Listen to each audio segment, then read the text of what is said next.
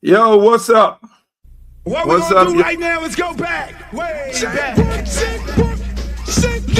your friend.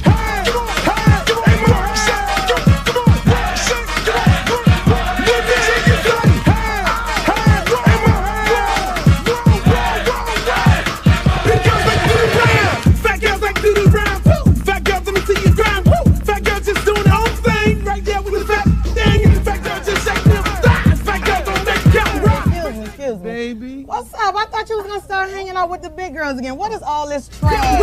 Fat girl, hit the ground. Hit it up and you know something. Fat girl just looking so sweet. Fat girl don't make it equal. Fat girl just shake it, don't speak. Big girl, let me see you do a thing. Let go, let me see you touch the ground. Shake it up, shake it up, back down. See you in the house. Work it, work it, work it, work it, work it, big girl, big girl, big girl, big girl, big girl, big girl, big girl, big girl, big girl, big girl, like you around. Fat girl keep going, don't quit. Fat girl just move the damn hip. Fat girl get down, don't stop. Fat girl wanna see the pop. Shake it, fat girl, shake it fast. Fat girl, nigga wanna see that. Fat girl bounce like a pro. Fat girl don't know what you know. Fat girl shake till you rip through what? On the web press, hard part two. Looks in the house, y'all know the game. Fat girl don't have no shame. Shake that back, back to the beat. Fat girl shake it, jiggle at me. St. Louis, back to the top. Like I like to do the ride. Work it, work it, work it, big girl, big girl, big girl, big girl, big girl, big girl, big girl, big girl, big girl, big girl, big girl, like do the ride. Hey, hey, more hey. Let me hear you say, hey, hey, more hey. Big girls like do the ride. Shake, work, shake, work, shake, work, shake, work, shake, shake, work, shake, shake, work, shake, work, shake, work, shake. To the ground, to the ground, to the ground, to the ground. I'm sick of this. Now I want to show y'all a real show with the big girls. Oh, fat girl, fraud 3. Can't hang with 100% beat. Fat girl, know the happen, no quit. Fat girl, run like you own it. Put your hands on your hips and grip it. Not new, Uncle Lke, like it off the that. Fat girl, bring crew to top the climb. If not, I'ma pull the business down. Fat girl, bounce hot, stop tripping. If you do, get chicken and hot bitch. With a lot of rock, come to the night speed. I really shit, get the dead in the world, G. But fat girl, show the boy a shot. Let me see if the fat or not. Don't put fat girl, y'all like the down. Let you out, let me see y'all do the rap.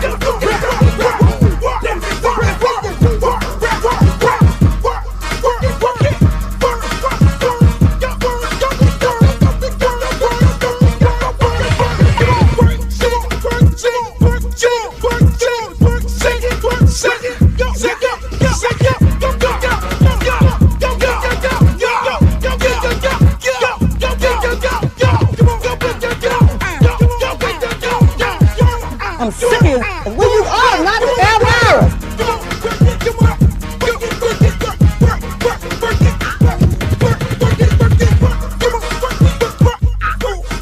Oh, not the Britney Spears. Hey, how you doing?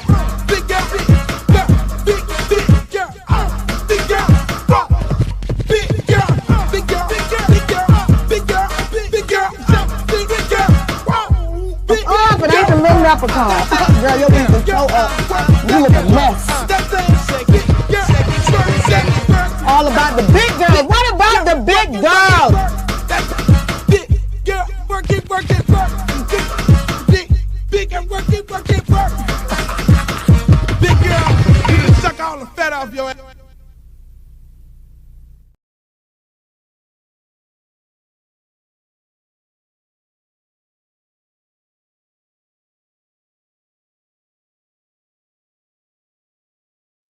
Bam. There I go. Hello, hello.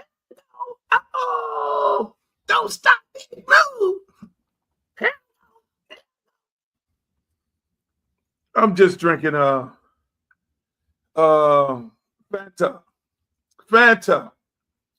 I got no business drinking this. It's got Xbox on it. Call of Duty. How many of y'all look at Call of Duty? I didn't even brush my hair. It's a lot of things going on.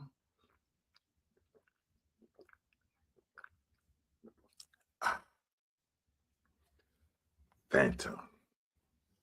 Let me put my hat on. Get myself together here. There we go. Get my brim right. Should I wear like the Cuban look where it has this and then it has that? You know, the what do they call that hat? No, I should do it like this. Yeah. Oh, let me get myself together here. I need the ladies to see because this is Friday. This is happy hour. This is happy hour. Yo, welcome to another edition of your truly Uncle Lke Show. Hey, brought to you by not Fanta. Under no circumstances, not Fanta, because that'll get you fat. You shouldn't be drinking that. This show is brought to you by no other than Luke Records, paraphernalia. You can go to LukeRecords.com and get all of your good stuff, all your Luke gear. You can get your Luke sweater. You can get your Luke bomber. Ladies, we got Luke lady pants, sweatpants, and all that. You can get the T-shirts, nostalgia at its best. You can get all that stuff. And that's what the show is brought to you by. But I want to welcome you all to another edition of yours truly, Uncle Lke Show podcast. Hey, man, we are live all the way everywhere. We're live all over the place.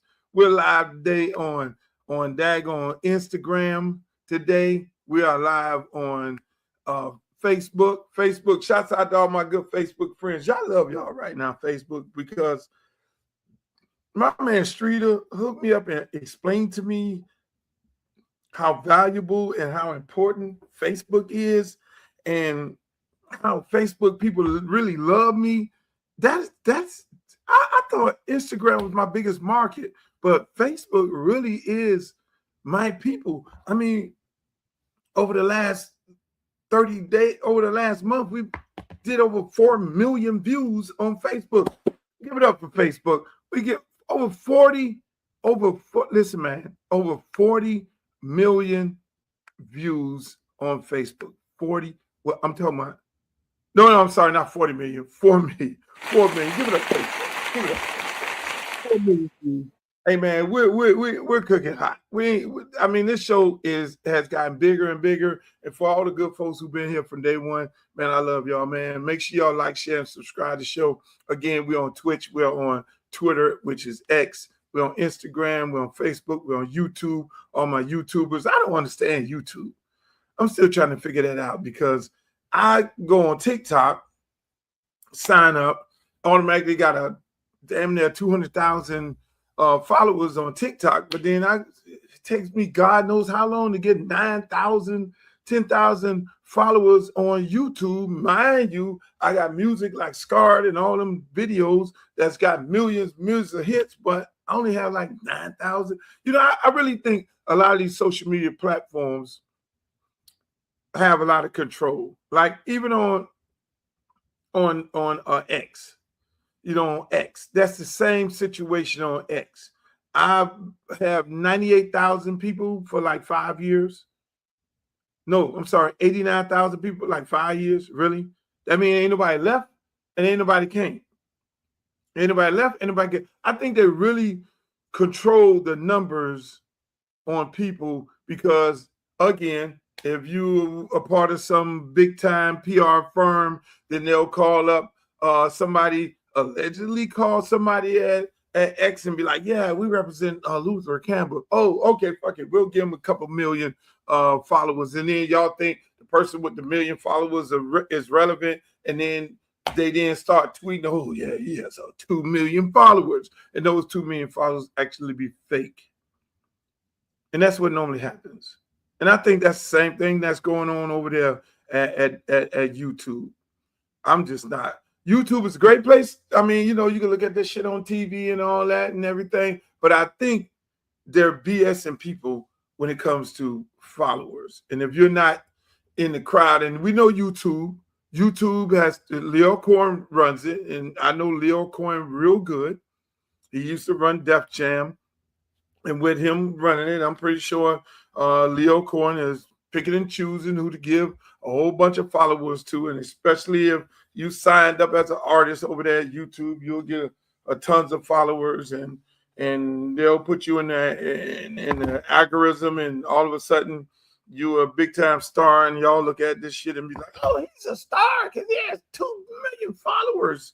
But it is what it is. That's the word of the world. But I'd like to welcome you all to the show, man. We got a really big show today. We're going to talk about my fundraiser that I had yesterday. We got sports, politics, and entertainment. That's what we do on here. Hopefully, my man Streeter will join us. He always comes late, and then he wants to stay late. He wants to then extend me to 2 hours. I try to be off of here for about an hour. You know what I'm saying? I know most of y'all look at the show, and y'all look at the show from the standpoint of y'all looking at it like you're working out, you're walking, and you're hearing me talk my shit. Because I'm always giving you a different perspective as to what they give you on the news, or what they give you on TV, or what they give you in the newspaper, because that's what it is. I mean, I'm not a conspiracy theorist. I am a person who, who's grown up on politics, who's grown up on sports, and who understands life.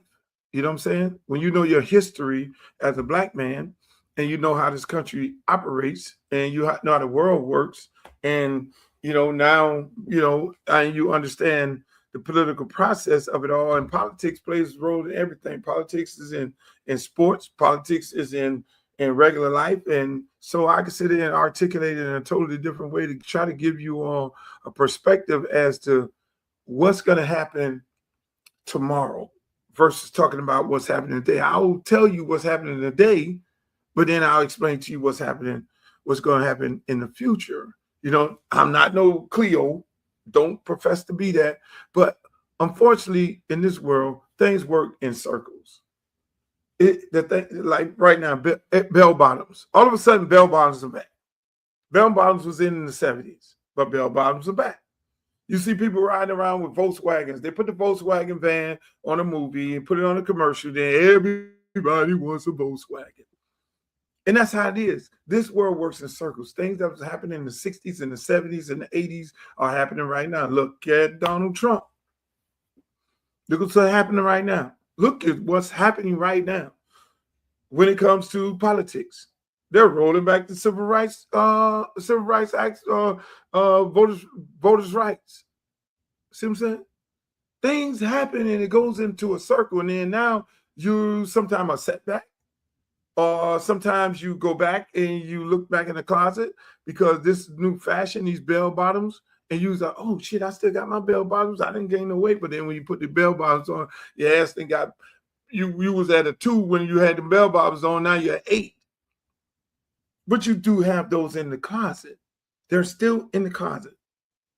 Racism is still here. It has not went anywhere. What Donald Trump has showed everybody right now to this day is that it exists. That's why when those people get on my Twitter, on X, and I make a comment about defending African Americans, and the first thing some of these white nationalists or some of these white people who don't know that they're racist, the first thing they look, why it's got to always be about race?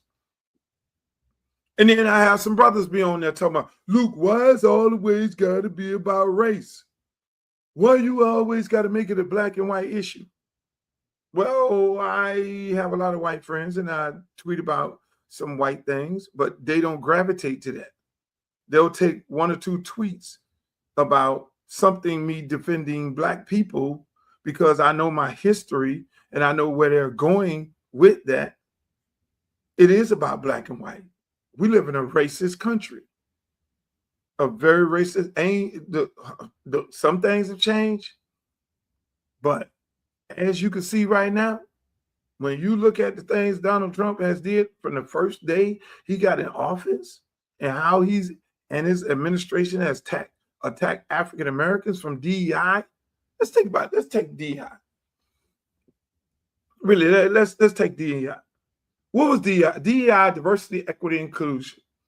Okay, we don't want black people to have the pilot.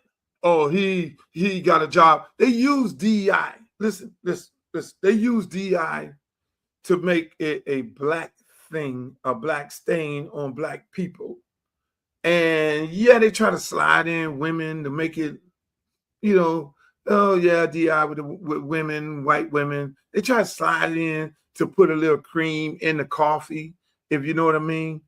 But DI was designed for you to look at every African American who achieved something in their life, whether they have tons of degrees, whether they are scholars in Harvard and Yale and Princeton and Howard and FAMU and all of these, these top of the line, upper echelon universities, and still achieve these goals and became rocket scientists and being great doctors and lawyers and pilots and you name it.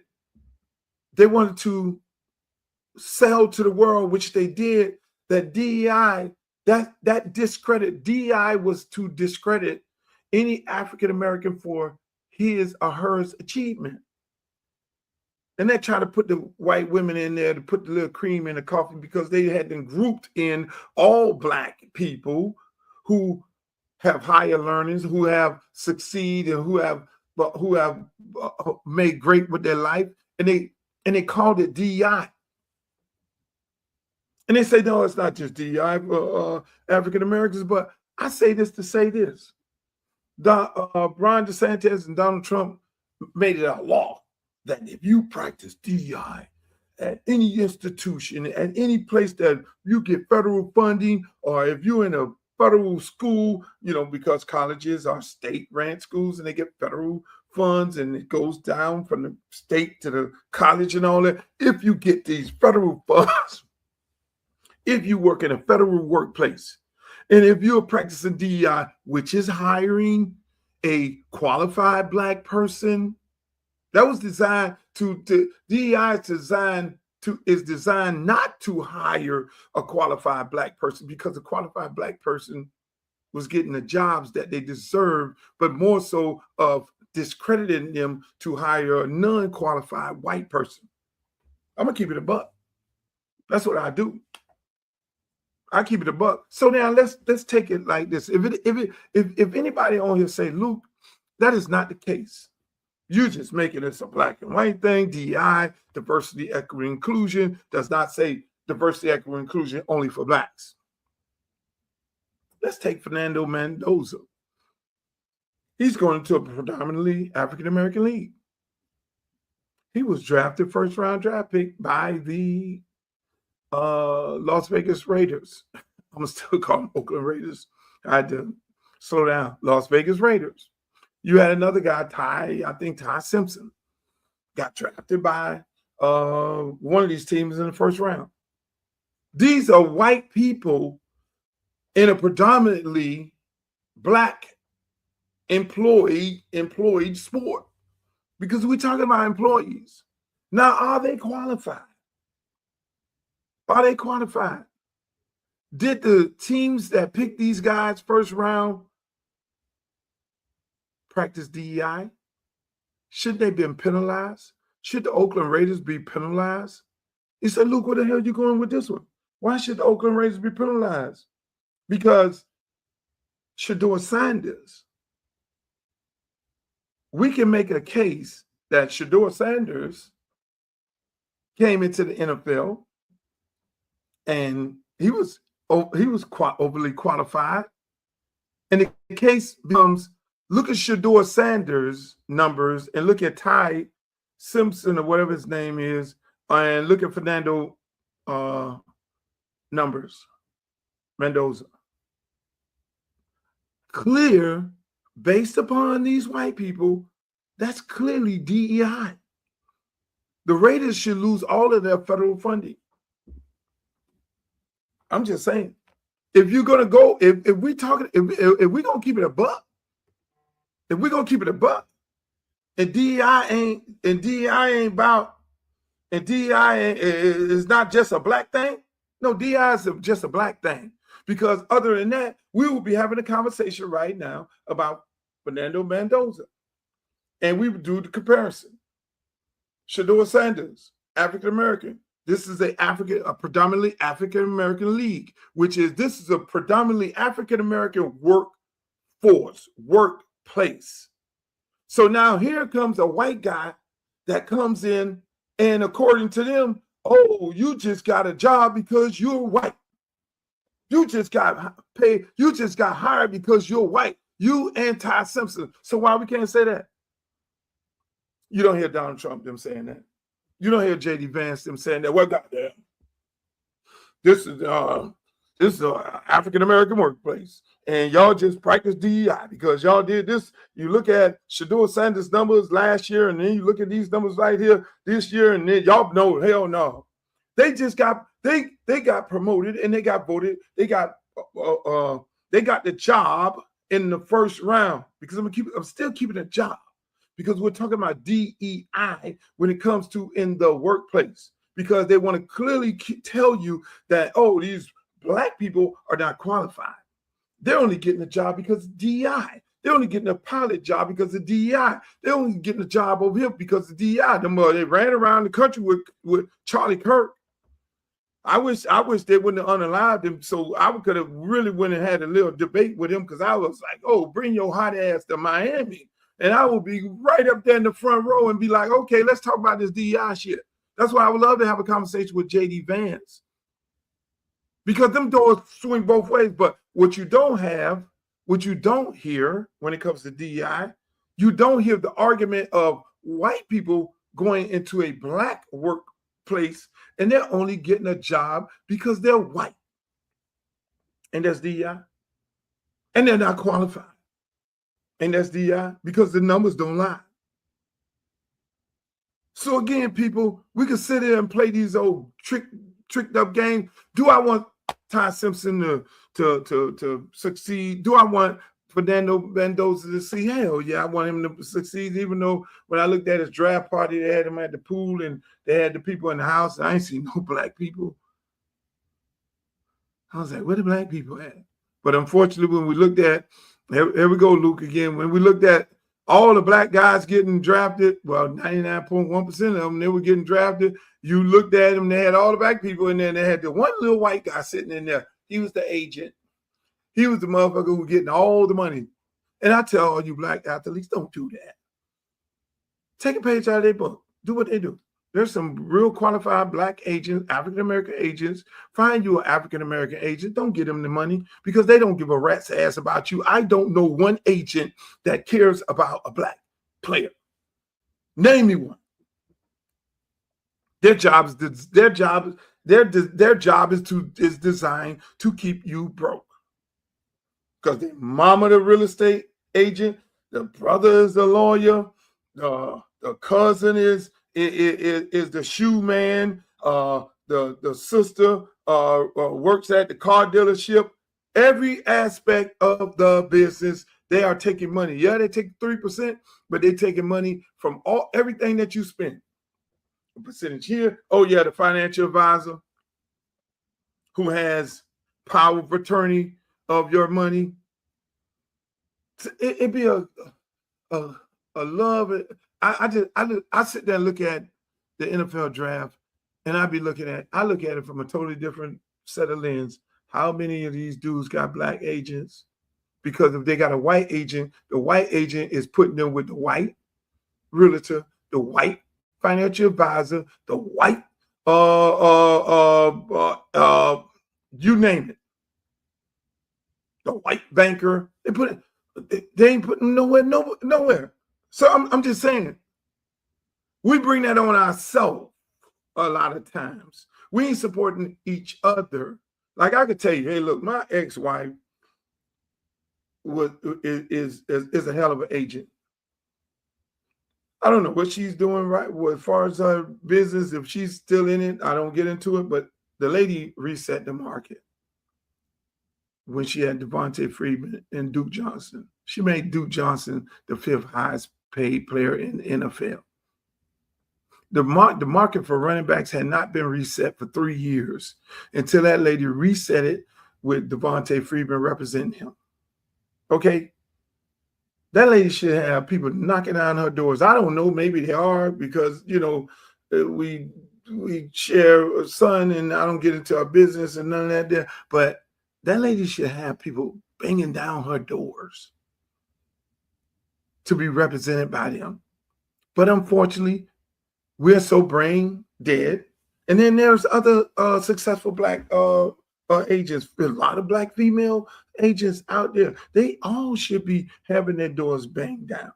But unfortunately, we're still playing ourselves. And when we play ourselves in that realm, it becomes another story. I didn't want to go off into that area there, but I thought it met this conversation here with us. Hey, look, I had a beautiful event yesterday. I had a beautiful fundraiser.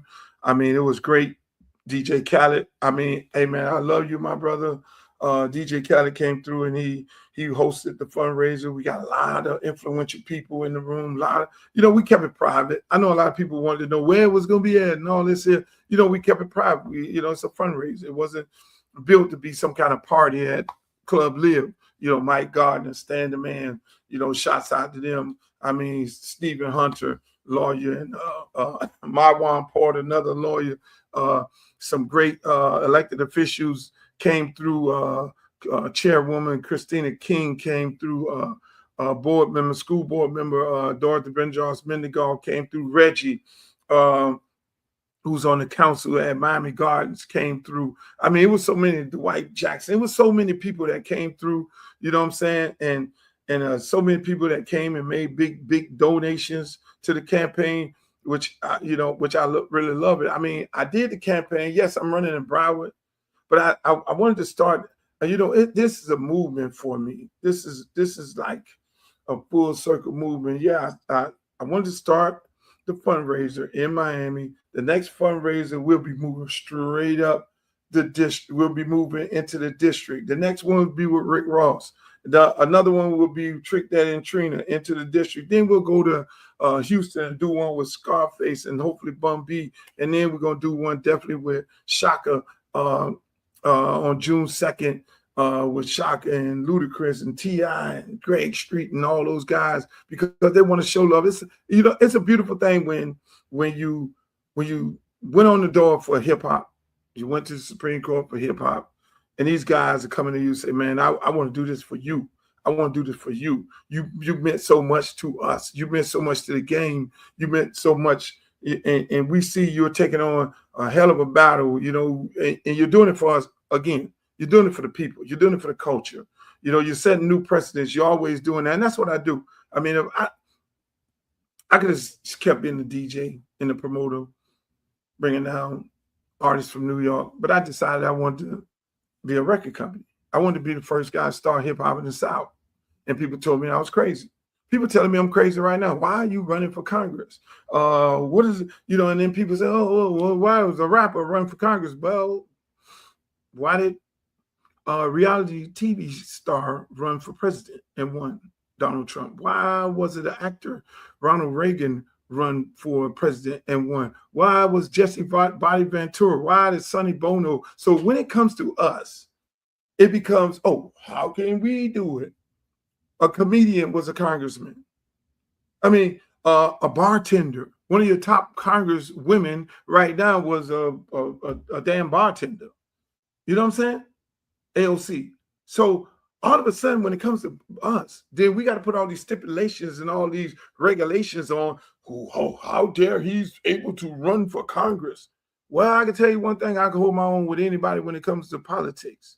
When it comes to sports, politics, and entertainment, I can hold my own. Because the one thing about it, that Uncle Ricky Stirrup and my daddy Stanley Campbell, that Jamaican Stanley Campbell and Ricky Stirrup, that Bahamian, and my mom, that Bahamian Yvonne Virginia Campbell, politics was heavy in our house. But most important, we didn't depend on the educational system to teach me and my 4 other brothers who are who's and summa cum laudes and damn near astronauts and millionaires. We didn't need the school system to teach us Black history. Those people taught us Black history. My Uncle Stirrup, when you look at the history of Miami, who built Miami, not Cubans, it was Bahamians, and Stirrup was the first Black millionaire. That's on my mother's side. And my dad, the Jamaican, come on now. I can get deep into it. So they set us down. We had to know history. We had to learn our history. We had to understand it from all parts of the spectrum. And so when it comes to that, and when it comes to politics, they would always tell us, hey, look, it's very important for you to understand politics. And when if you know a Jamaicans vote 100%. You don't have to tell no Jamaican to go vote. They vote one. And we need to get all black people to do the same thing. You don't have to tell them to get up and go vote. That is embedded in us. That is put in us from day one, because we know that the vote is very, very important to the people. And so again, man, so when they came after me, for free speech, I was the right one. I was the right one. That's why I was able to fight them. That's why I was able to win in the Supreme Court. That's why I was able to win on appeal when they deemed my record obscene, and I got it overturned by federal judge Gonzalez. So that all these artists right now today can say what the hell they want to say on the record. Because if I left it as case law, it would have been the case law similar to what y'all just saw in the Puff Daddy trial, where they had used case law from 60 years ago of a case that nobody appealed and got it off the books, and then they use it against you.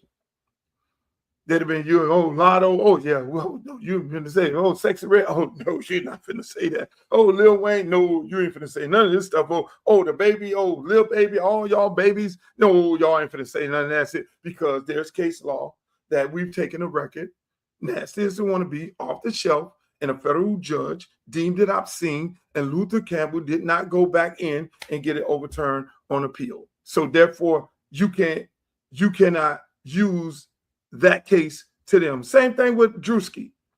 Drewski does the whiteface. You know why they can't sue Drewski, and you know why Karen Kirk can't sue Drewski? It's because of me. All these comedians that you see on TV who's doing parodies, it's because of me, because my Supreme Court case was whether parody was protected by the First Amendment, because I did a record called Pretty Woman, and I poked fun. I did a parody of it, and I got sued by Roy Orbison Estate. And that is the case that I sent all the way to the Supreme Court. They thought they had an easy case because I was getting sued because of explicit lyrics. So they just feel like all these judges was going to go against me. But in all actuality, we won one, we lose one, we lose one, then it takes up by the higher court. Not this particular court, but the Supreme Court, when it was a balance and it was a fair and impartial Supreme Court, and we won. And that's why Saturday Night Live and all of them could do what they want to do on there. Comedians owe me just as much as artists. Let's keep it a buck. They might don't know that, because if I don't fight for that parody case all the way to the Supreme Court and just let it stay on the books, there would be no more parody. Y'all got a Michael Jackson movie out right now. And a lot of, I love Michael Jackson. I love Michael Jackson to death. But I'm going to tell you who filed a brief against me. Hopefully that be in the next movie. Michael Jackson filed a brief against me in my case in the Supreme Court. It was Dolly Parton and Michael Jackson. Now, I understand why Michael Jackson Estate filed a brief against me to say parody should not be protected by the First Amendment, because it was so many people doing parodies of him on TV, doing sketches, and he got mad and he didn't like it, him and Dolly Parton, so they wanted to stop it. I would never have beef with Michael Jackson. I totally understood what he just felt like they was using his work and his name, his likeness, his image to profit off of it, but it's the First Amendment. Is the great laws of our country. So maybe in the next movie they'll have that where they have sitting in the room and Michael got mad and my case was going up to the Supreme Court, and the lawyers called Michael up and say, "Hey, Michael, Michael probably was sitting in the room. I'm tired of them fucking with me on TV. I'm tired of them jokers on TV, and I'm tired of this here. They got this case going up to the Supreme Court. Filed a brief against Uncle Lke, because maybe we can stop this if he loses in the Supreme Court." So big Michael Jackson files a brief against Luther Campbell and big time Dolly Parton, super A-list, and I beat them too, to protect the Constitution. So it's no joke. It's a full circle moment. I am the protector of the Constitution. What am I running for? Congress. Who's the protector of the Constitution? Me. What is Congress? Congress is the protection of is the Constitution. You know what I'm saying? This is a full circle moment right here. So let me just say this, man. Right here. Check this out. Out of work. Last week, the Trump administration proposed a $500 million taxpayer bailout that reportedly would have given the government up to a 90% stake in the company. Yesterday, President Trump said his administration had made its final proposal. Ultimately, no deal could be reached. So let me break this down to you, because when Spirit Airlines went out of business and it was the last flight, I came on, I did a tweet, I did a airline. I said black people should buy Spirit Airlines because we don't own shit. Because I say that all the time on this show. We don't own nothing. We don't own no football team. We don't own no airlines. We don't own no bus company. We don't own no Amazon. We don't own no UPS. We don't own a motherfucking thing. We just spending with these trillions of dollars. We just spending money with everybody. And why not purchase the economy airlines? Hell, all the strippers is flying on there. I know it's gonna be bad for business this weekend in Atlanta and Miami. So I said, let's buy the airline. It went viral. All kind of people started texting, tweeting, texting. Oh yeah, I had a guy call me today. Yeah, man, I got $500,000. Let's do that shit. And I could put up $1 million. And I say, yeah, brother, you know what? If you get 100 brothers with $1 million, and there's 100 brothers got $1 million, and they say, hey, Spirit Airline, we want to cut a deal with you all. We got $100 million. We're gonna buy this motherfucker. But let me tell you this here. Let me give you the business part of this. Now I'm going to blow your mind because nobody's talking about this. Nobody never talks about what we talk about right here on this show. Nobody never talks about this. Here's the business part of it. That's why it is a businessman, Luther Campbell, running for Congress to represent Congressional District 20. I ain't no fucking joke. I'm going to tell you, I'm going to keep it a buck. I will pat myself. I will go toe to toe with any businessman. I don't give a shit who you are, because I made more millionaires than law allowed. The business part of this.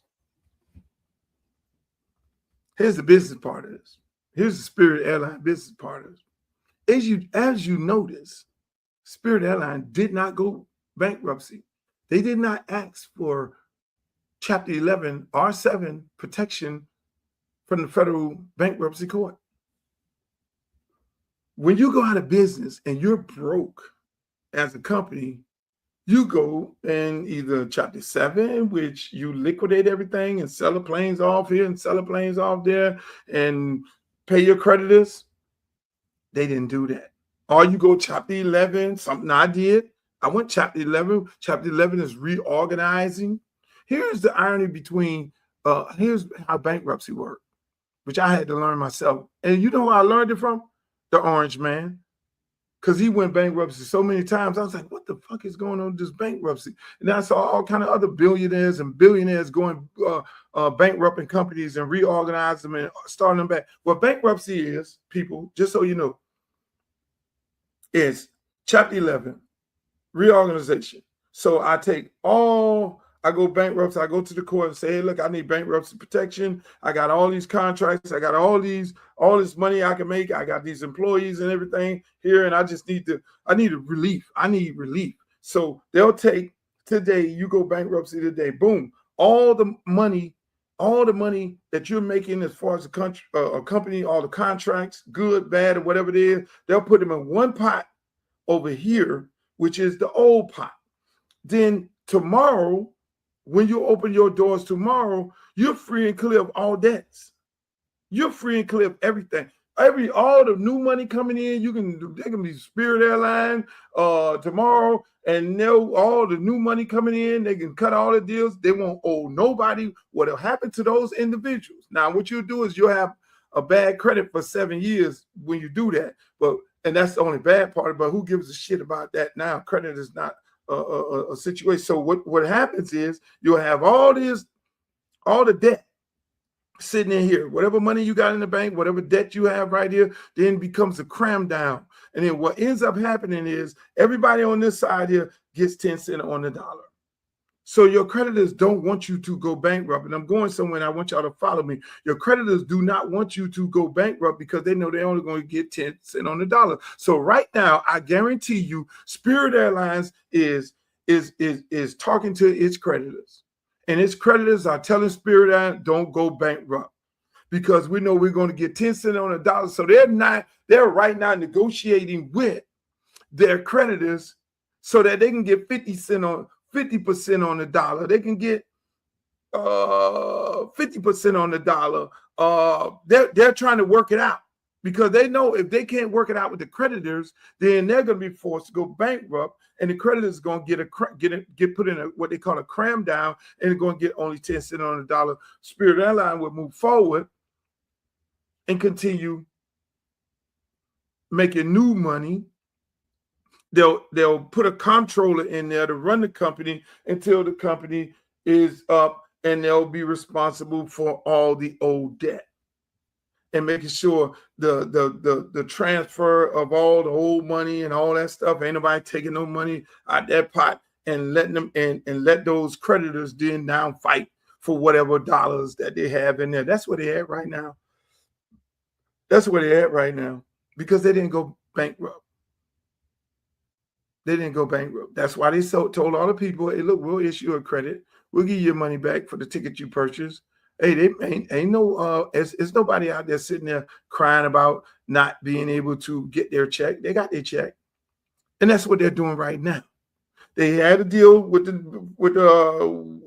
Mr. Trump, the art of the deal guy, who tried to hijack the company, who tried to take the company and say, we're going to give you $500 million to bail you out. Who does that? They had to bail out the airline industry in COVID. Obama bailed out the auto industry. Did the government take over the auto industry? No, they bailed them out, gave them a big ass loan, and they say pay the loan back because the auto industry was hurting. And so being that we're in this crisis of this unjust war, and you have an economy airline who sells cheap tickets to people who pays the same amount of fuel of these other airlines who sell high-priced tickets, they deserve a bailout from the government, but not the government to do a hostile takeover. No, that is all wrong by this administration here. And so, again, on the business side of it, Spirit ain't went bankrupt. And until they go bankrupt, it becomes either 7 or 11. If it's 7, then they they liquidate the assets, the planes, they sell them over here, and then that goes into the pot of paying off the creditors. If they go 11, then they ask them for reorganization, and they ask the court. 9 times out of 10, the court grants you reorganization because you got new money coming in. You already got money and tickets and all that. That's why Spirit is telling all the people who purchase tickets, hey, get your money, ask for your money back. Because they're going to start free and clear if they decide to go 11. And that's how this business works, people. So don't do too much crime for Spirit right now. That's why I say to all the brothers out there, let's go put a proposal in for Spirit. We can go put a proposal in for Spirit, or other brothers, since I'm running for Congress, I probably can't do that. The brothers go and put the money there, pool the money. The brothers and sisters pool their money together and go to Spirit and say, Spirit, we want to buy this company. We'll negotiate with the current creditors because you say you're $500 million in debt. We'll go negotiate with the current creditors to cut that down to 250 million. Or we can cut it down to 100 million. I say you get a group of black men, they could buy Spirit Airlines for $200 million. And then go to these creditors and say, hey, look here, we're going to give you $125 million. And if we don't give you $125 million, then that means you're going to get 10 cents on the dollar if this thing goes bankrupt, or we'll buy the motherfucker and run it bankrupt. Or we'll buy it and then we'll go to the federal government and ask for a bailout. Because the federal government, all the other airlines right now are getting ready to ask for a bailout. And that's where you at. And so, again, if the brothers want to then take on the whole $500 million and say, hey, no, Spirit Airlines in a bad situation right now. So, again, this business 101. I'm giving you some good game here, people. We can go buy Spirit Airlines for damn near, let's say $200 million. They got $500 million on the books. We can pay the creditors $100 and some million, open that motherfucker back up tomorrow, paint them goddamn planes, get that yellow off it, knowing that African Americans own it. We're already riding it at a high rate. We already know white folks. We already know a certain class of people, the middle class people. We jazzed it up, put the damn front seats, lean back, let them lean back. You can make some more money on there. Chad Johnson is a big time spokesperson of it. I mean, you got people, regardless of race, creed, or color, they'll be more than happy to be a part of that. So I'm going to another thing. Streeter, hold on one second. I got to kill all this stuff. Now you can chime in on here. We have another situation right here. Its only majority Black congressional district, a Memphis-centered district that exists because Black people fought for generations to have real political representation after Jim Crow, voter suppression, intimidation, and exclusion. The new map splits Memphis and Shelby County into multiple Republican-leaning districts, weakening Black voting power and eliminating the one district in Tennessee where Black voters still had concentrated congressional influence. The NAACP is suing, arguing the map illegally diminishes Black voting power. Republicans are defending it as legal redistricting. Let's call it exactly what it looks like: racial gerrymandering in broad daylight. Representative Justin Pearson, a Black lawmaker from Memphis, was reportedly blocked from entering a committee meeting about redrawing the very district tied to the community he represents. A Black elected official, blocked at the door. While lawmakers moved forward on a map that would break apart Black political power in Memphis. That image says everything, because this is not just about lines on a map. It is about who gets represented, who gets erased, and who is allowed in the room while power is being taken. A white officer with a badge blocking a Black representative from entering a meeting about the only majority Black congressional district left in Tennessee is the kind of image people will remember. This district is not random. It is connected to the long fight after Jim Crow, after poll taxes, after literacy tests, after Black voters were systematically kept from power. And now, in 2026, the tools look different, but the result feels familiar. You see, welcome to the show, my man Streeter. I'm cleaning up all this politics. You know, I know you don't like to talk too much politics, but that's what's going on here, people. You got all these red states, including Florida, Texas, Alabama, Mississippi, Louisiana. I mean, all these southern, it's almost, we're almost going back to the Civil War times. We're almost going, because, you know, everybody on the West Coast are more liberal. West Coast, they were not as enslaved. You had the South, and all these enslaved in the mind, they're just bringing this back. They said for too long, African Americans have been determining who are our elected officials. They've been a driving force. See, what people don't realize, they say is we represent 13% of the electorate. We represent the difference between Democrat and Republican. We originally got our rights from the Republicans, and then the Democrats start voting more, leaning toward Black issues, and the white nationalists moved over to the Republican Party, and the Blacks then moved over into the Democratic Party. And so you had this whole thing of okay, now the Voters' Right Act took place in 1965. I'm 5 fucking years old. That wasn't long ago. They signed this Civil Rights Voters Act bill, overturned in 2026.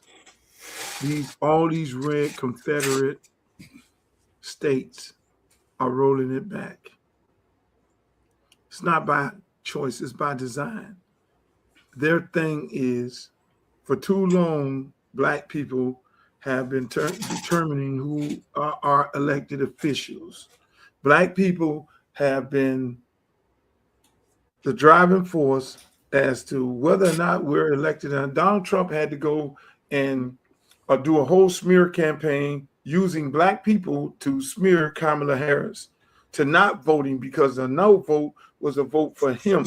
And to then try and get, when he did the numbers, he said, I just need a little bit of Black people. I need 8% of Black people or 10% to just come on over here, which he got. Then I could then win because it's so close. But the driving force is Black people. So now once I get in office, I use these Black people to don't go vote, and I use these Black people who do vote for me, and I let them cake as if they did something. They put a red tie on and run around like a fucking bozo clown. Then at that point, I can then roll back everything, so I won't be put in a position whether we as white nationalists have to depend on Black votes. So what do? Gerrymander the entire map. I gerrymander the map where I could take their representation away from them, like what you see in Memphis. So you don't hear people talking about it from this perspective on TV, because the TV networks are controlled by Donald Trump now. All of them. CBS was taken over by one of his homeboys. ABC is almost there. It's just Disney. That'll probably be the last frontier. He's purchased CNN. He's purchased MSNBC. So the messaging that you get, you won't get the messaging. You won't get the message of what it really is, because this is what it really is. We're tired of Black folks being the determining factor as to what white people are elected from the Democratic side, and what white people were elected from the Republican side. So if I gerrymander the map and take them out of that power, then what? Then it becomes a divide and conquer. So then now you got a mad rush in the Democratic Party, where what they did in the state of Florida, they gerrymandered the map. They put Jared Moskowitz and Debbie Wasserman Schultz in a district together. They took Belgrade and Pahokee out and put them over there with a mega person. And then what did they do then? They then took and left Frederica Wilson, left Congressional District 20, which is I'm running in Broward County. They left those two sitting right there. There's no way in the world they could have gerrymandered that. They couldn't cut it. They couldn't even cut it any kind of way to gerrymander that. They just took River Beach and Belgrade, Pahokee, and left them out there with no representation. So what you have right now is this. The same thing they did everywhere around the country. Some got more drastic. They did some fucked up stuff in Mississippi and Tennessee, as you can see. They did it all over the country because they're tired of Black people being in control of the vote. So you take the Black history away from them, so you don't know Black history. We put you in a situation where we say DEI. Then we're trying to take your jobs and disenfranchise you from that standpoint, casting a shame on you because of your credibility and your expertise, and we ain't got to give you I had that conversation earlier. I want to go back into it, but again, that's what we had as a country, people. That's what we had. And so I say this to say this: this election this year is serious. You don't get your ass out there and vote, you're gonna find yourself in a bad situation. What just happened in the Supreme Court today? In this video. No. Could you try again? No, I'm not going here to the Supreme Court because I got Streeter on here. But what I'm going to do, ladies and gentlemen, again, this is sports, politics, and entertainment. What I'm going to do here is, I got to play this early on before we get too deep into sports, because yesterday was a moving moment for me. I did a fundraiser with DJ Khaled hosting. I said I was going to talk about this, and it was great. It was great, and I want to thank Khaled for coming out. I want to thank Mike Gardner. I want to thank Brother Foucault. I want to thank E-Class. I want to thank all the guys who came out and supported the event. You know, it was historic. And let me just let y'all hear some of the words Khaled had to say about Luke bet on me. So, you know what I mean? When Luke called and I see him doing this, and it doesn't even have to be this situation. It could be tomorrow, he wants to build that building tomorrow, I'm gonna show up. And that's what real friends do. And his actions is always spoke louder than his words. It's just living proof. You can look it up, you can Google it, you can see what the people over there in Liberty City say, Uncle Lke, Carroll City. But not only does he love Miami, he loves Broward County, Dade County, the state of Florida, the entire Florida. But what I love about Luke is he loves the people. And if you see everything that everybody said today about how much he's done in the community, especially from the queen right here, we're talking about the kids, the education, because that's where it starts. After they grow, they become a Luke. They become the owner of this restaurant. Shout out to Don Pooh. This is how we build, and this is how we learn to support each other. And there's one thing, and we can say it, but we got to show up, because he's been showing up. It's just proof. Another thing that, you know, we have to give not only flowers, but he gives people.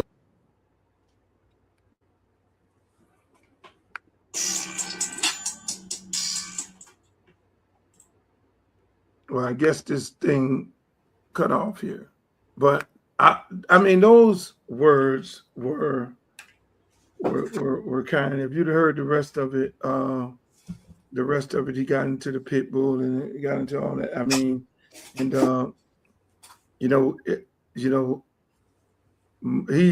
my thing has always been about helping people, especially kids, helping young people achieve the goals and help people achieve whatever goals that they've been trying to achieve. So when I see all those guys in the room, it'd be like a surreal moment, because I'd be like, I remember you, Khaled, when you was DJing at Madhouse, and I say, man, come on this radio show. I'm starting this Luke show, and then now his career takes off. And I'm looking at my good friend Stan the Man, and knowing him, and he has Sexy Red and all these other artists, got like 5 artists performing on Rolling Loud show. And then I look at E-Class, and I remember him, you know, with a street team and doing his thing. Now he owns all the restaurants, all the finger lickers and all that in town, and he has Flow Rider and all them. And I'm looking at all these people. I'm looking at Stephen Hunter when he first came down here, a young guy, lawyer, you know, married to a sister from Northwestern, got 2 kids. And I mean,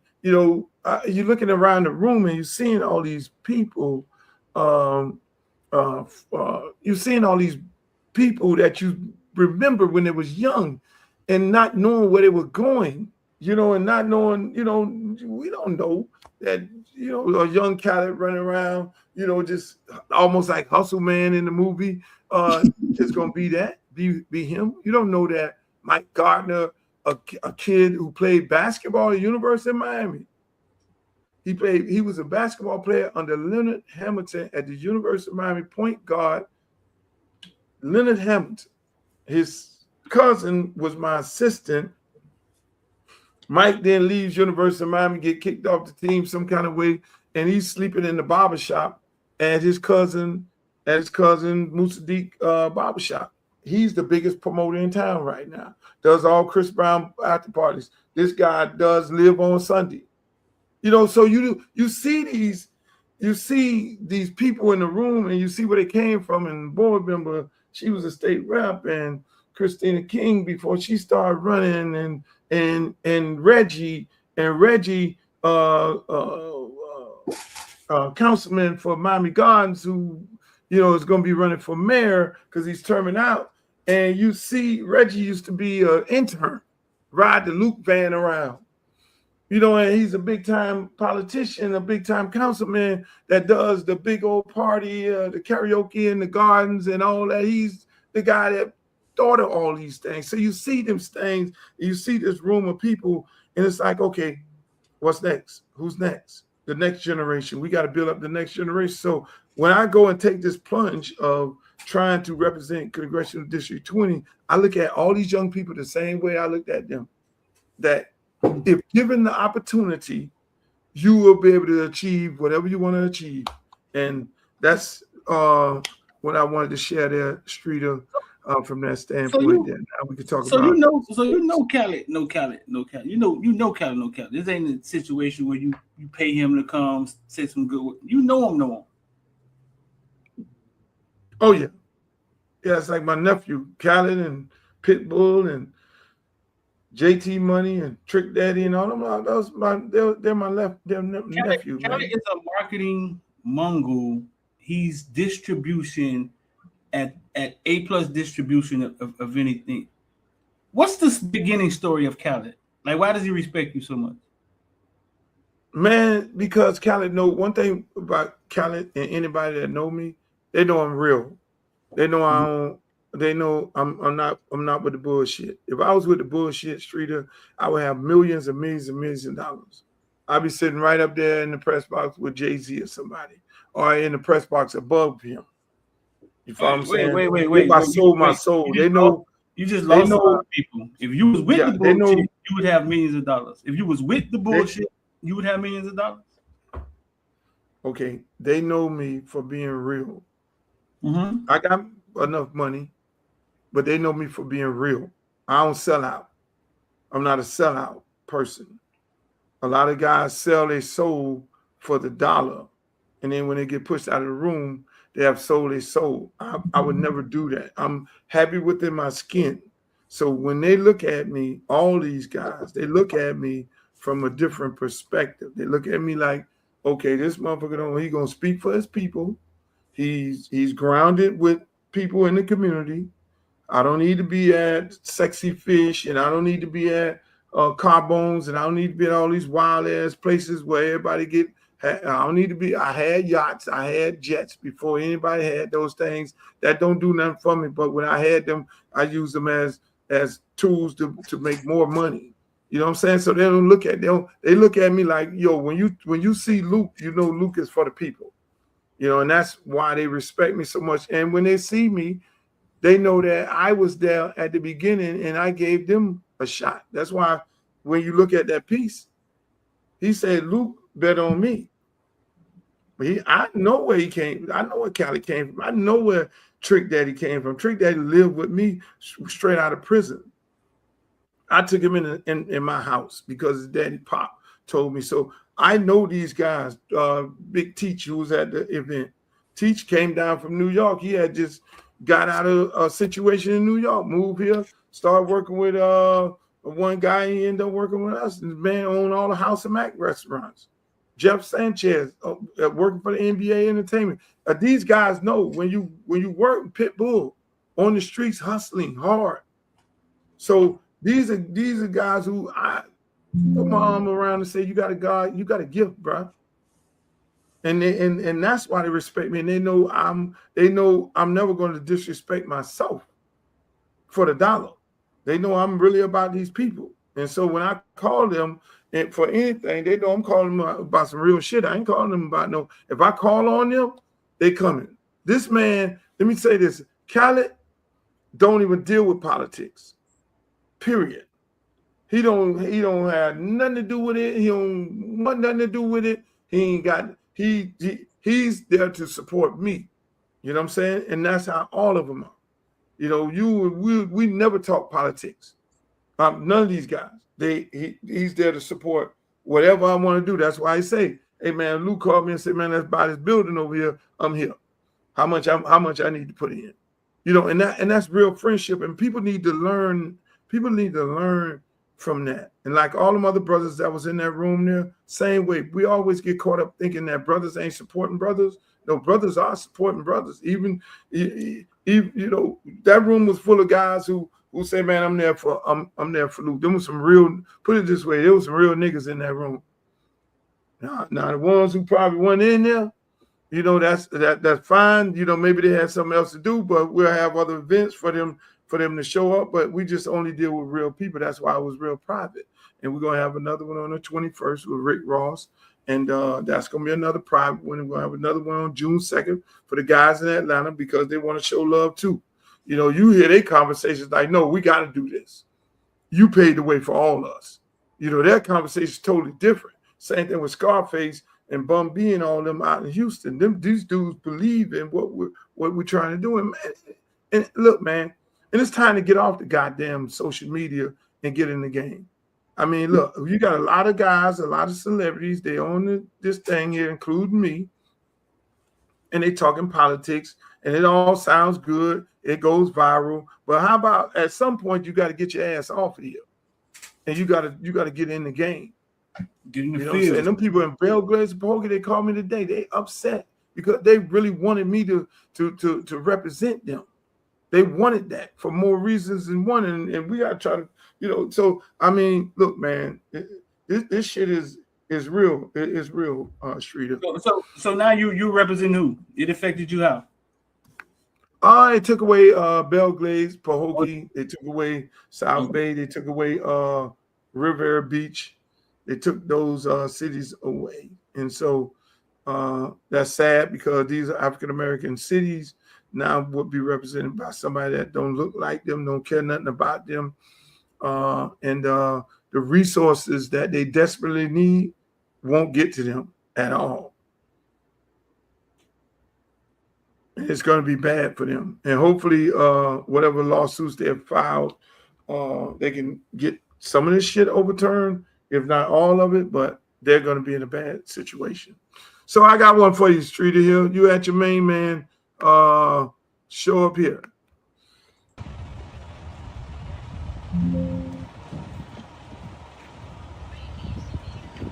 What's up, Rueben? How you doing? Welcome to the crew. I saw you post that. What was your initial thoughts when you posted that? Rueben Bain walking into the Tampa Bay Buccaneers facility to sign a $23.7 million deal with a Warren Sapp jersey on. It's almost as if Tampa has made him the face of this draft, this draft experience, rookies coming in. And he's stepping up. But every time I see it, it's frustrating about the Dolphins. Every time I see it, it's frustrating about how could the Dolphins fumble this marketing chance and let a team that's 3 hours away take full advantage of a kid. It almost makes you think, Luke, that there's another agenda. They get in a room and it's almost like, he's from Miami. No, let him go to Tampa, grab more. His fan base is in Miami. Let Tampa. It doesn't even make sense, Luke. Like, it doesn't make sense that they would give up that opportunity of that marketing. Warren, he walks in with a Warren Sapp jersey, who played for University of Miami, who played for Tampa Bay, Hall of Famer. Could you imagine what he would have did if he stayed here in Miami? Like, it was too easy. It was too easy. And they just did what they usually do. Last 16 picks, the University of Miami put into the draft. Dolphins haven't drafted one of them. That's sad. So every time I see it, it's like, man, he could have been home at the crib with his brown sub suit on, going to his hometown, coached by Jason Taylor, who's a Hall of Famer for the Miami Dolphins. And it's like they just standing at bat, Luke, and they just swinging and they just swinging and whiffing. Strike. Come on, man, give me three more. Give me three more balls, man. Give me three more. Strike. And they just whiffing, bro. Like it's then they could have doubled down and got, if they really wanted to try, they could have got measured on both of them. But we don't need no defensive ends, bro. We're about to lose, bro. Give us something to cheer about. Give us something to cheer about. I don't know, bro. It just made too much sense, man. And the Dolphins did what they usually do. I could see the Dolphins passing on Jeremiah too. just go ahead and keep just jacking it up. Just go. Kid played football 500 yards away from the stadium his whole entire life, and I could just see him just jacking that up, letting him go on off the goddamn Jacksonville. I can see it, bro. Let me put a different spin on it. Let me put a different spin on it. Right? Here's a different spin on it. You take Rueben Bain, right? A pillar of the community, mom and dad, ain't no trouble kid, dad, hardworking guy, on the t-shirt company, on the sells the fireworks for the firework holidays, 4th of July, all the holidays. Gives out for the community, brothers, uncles, the donut truck, the Bains. Just a beautiful family, right? Who's always been involved in sports, not one of those thugged out families.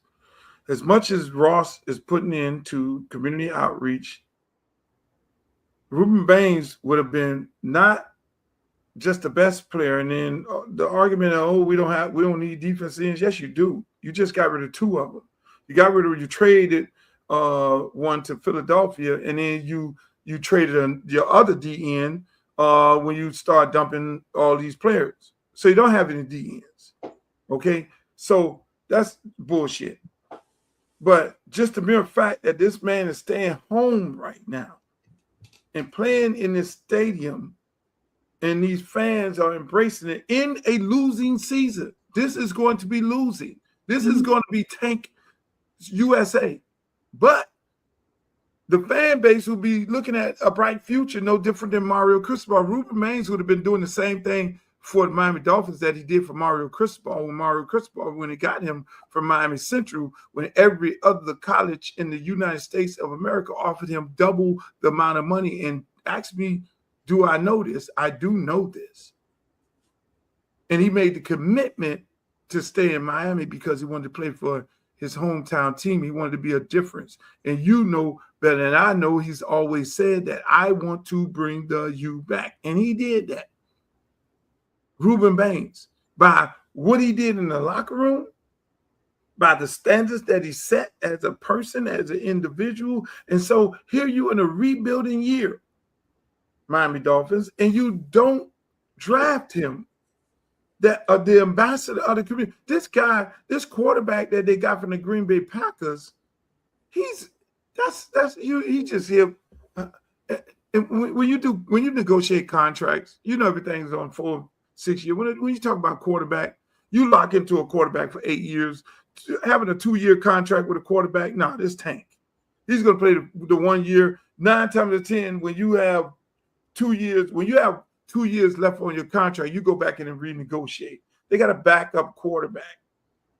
Test driving a car to see if he can be either another backup or have the opportunity to be the guy in a tank year. They get rid of the tank. And so you need something to look up to. They have nothing but a big, oversized, 2 pork chops away, first-round draft pick who was already obese of an offensive lineman that they got from Alabama. I mean, the Alabama players don't pan out. Well, Jaden Waddle did do good, but everybody else is not good. And so not forget about the other ones, but this guy is a project. This offensive lineman that they took over Rueben Bain is a project. But forget about it. I want him to be successful. I'm not hating on the young fella or anything. I want him to be successful. He's a young black man. Hopefully he do good. Hopefully he gets his weight down. But at the end of the day, the way that they played this is all wrong. Maybe that's the reason why I had to call up for my F1 tickets, because I'm so outspoken about this. But then again, I can give you another perspective, Streeter, and you might find it very interesting. The Dolphins, and this is where the problem comes in at, the Dolphins and the University of Miami share a facility. Mm-hmm. So if you have the pride and joy of the University of Miami playing for the Miami Dolphins on Sunday. Why do you go watch University of Miami on Saturday?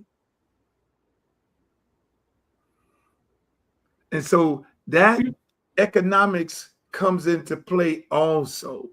We got the top player from Miami playing for us on Sunday, and all the Miamians is going over there, and the likelihood of them going to the stadium 2 times in a row, you're going to take a lot of University of Miami fans from University of Miami, and they will be watching they will be going to the Miami Dolphin game on Sunday. So that's the business side of it. When you take the emotions out of it, I always go back to business 101.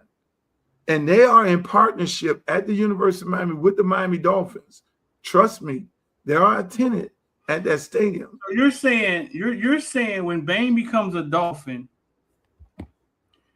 not the Dolphin fans will come see him, but also he will pull some of the Hurricane fans, and because of the economy, motherfuckers ain't got money to pay for 2 tickets same weekend. That what you're saying? But they're going to be games that playing on Saturday and Sunday. You're not going to that stadium. You might well get a blanket and go sleep there if you're gonna be a Dolphin fan and if you're gonna be a Hurricane fan. There are people that do it, but the economics of it all, they're looking at it saying, "Hey man, we can't. He's too big of a brand to be here." You think the Dolphins care? Yes, they do. They're in partnership. What do you think? What you think? Now, if University of Miami had its own stadium, they'll jack them for their best branded player. Man, no, right you giving them too much credit. Heck no, they done too much dumb stuff. No. That was kind of savvy what you just said, but you giving them way too much credit. Nah, I'm trying to tell you. I'm stamping this on the stupid. You giving them too much credit. I'm trying to tell you. It's business. It ain't. Hey. Business is business at the end of the day, boss. It's actually business. So, speaking of business, Streeter, this was epic this morning. Saw him say the other day, you've already elevated LeBron James all the way up to number 2 on your all-time list? Yes. Okay. I have him at 9. Oh, my. Okay, leave it here. We're going to get to that later. Let's start. Before I start, I got to go through the 1,000. I saw. So I know it's a short clip, and I didn't want to go and play all that, but Skip Bayless back on First Take, and he was the creator of First Take, and now Stephen A. invited him back on. What's your thoughts? I think it's all for show, right? It's entertainment. We talk about that all the time. I don't think the blood be as bad as they appear it to be, and then it gets to a point where it's just like it comes into a 360 merry-go-round where it's like, well, what would get Luke to play a clip of it on the Luke podcast? Bring Skip Bayless back, and it's just all entertainment, eyes, attraction, and everybody's fighting for eyes. So you think everybody fighting for eyes? Yeah, I don't think it's no dignity and pride in it. I think it's about numbers. I think it's about attraction. I think everybody's fighting for exposure. Everybody's fighting for attention. And they just do what they think is going to get attention. I mean, outside of just doing good media work, right? They try to do the things that's going to bring in eyes and bring in attention. You see, you got a clip of it. You played it tonight. They won. Well, the thing is, Skip Bayless was a fixture at that show. They were number 1 for a lot of years. And you see that happen all the time. I mean, hell, they got some of these old-ass boxers fighting other old boxers. You know, they're bringing those fights back. You see, some of these old basketball players don't want to leave the game, and they still out there. And you want to see Mike right now. If they can get Michael Jordan lathered up to go play a pickup game, 1-on-1 versus LeBron James, you'll look at it because you will know that Michael Jordan is better than LeBron James after that. So you'll look at that, and that's just how it works, Streeter. Like you say, people want to see it. People want to see that debate. They should have built it up a little better than that. Speaking of old dudes, so at the spring game, I walked by De La, Malachi Tony's dad, right? Oh, and I never told him this. You know, they had the infamous race with De La versus Devin Hester, and the legend of De La beat Devin Hester and Trick Daddy and Chad with all that Liberty City Park. When I interviewed De La, we talked about it. Later, Devin Hester DM'd me and was like, "Hey man, you know I just came from practice, right?" And I was like, "All right, man, let our hood legend have that. You know what I'm saying? You Hall of Fame, like let them have that." So that was years ago. At spring game, I told De La, Luke, I said, "Hey, De La, you know Devin Hester. Devin Hester told me that when you beat him in that race, he had just came from practice." Luke, you know what he said? Straight face. What he saying? He'll beat me? Set it up. And you know what I'm saying to myself, when people pay to see that race again, like you like what he said. You know how De La is, it's straight face. So what he saying? He'll beat me? Set it up. And you pay to see De La and Devin Hester race again? That's deuce. Will you pay for it? Yeah, I think it's such a legend. I think it's such a I pay for it. Yeah, I pay for it. I will pay for it. I will pay. I will go and buy me a ticket on the front row, the most expensive ticket that they would have, and I'll definitely go see it. I would definitely go see it. See them Dolphins getting mad with you. You see what he just put on there? Yeah, I see that. But he went back to the whole history of the Dolphins, bro. I said the last 16 picks the University of Miami put into the league, the Dolphins didn't take one of them. This man just went back 30 years. Hold on, but how could they take Cam Ward? Who? They couldn't take Cam Ward. So that's 1 year gone. They 16. could have took Rueben Bains. And for the last 16 years, Miami ain't had nobody won it. They could have put Rueben Bain, Mesidor. They could have put Keontae Scott. Tampa Bay was smart enough to get both. No. You talking about this year? You said 16 years. No. 16 years players. that the Dolphins 16, did. The Dolphins. Now I'm getting ready to defend the Dolphins with this brother here. Do what you got to do. 16 players. The last 16 players that Miami put into the league. Now one of them came with Dolphins. This year. Huh? You got to remember they did take Phillips. The man put it on here. The man put it on history. You can't be trashing the Dolphins like that. What year was that? He took Phillips. That was Manny Diaz. We're talking about 6 years ago. So you narrowing this down to Mario players? No.